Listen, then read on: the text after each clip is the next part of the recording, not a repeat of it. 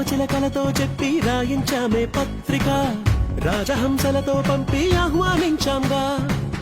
కుదురుగా నిమిషం కూడా నిలబడలేమే బొత్తిగా, ఏమాత్రం ఏ చోట రాజీ పడలేక. చుట్టాలందరికీ ఆనందంతో కలిసి వచ్చేలా, గిట్టని వాళ్ళైనా ఆశ్చర్యంతో కన్నులు వచ్చేలా, కలల్లో అయినా కన్నామా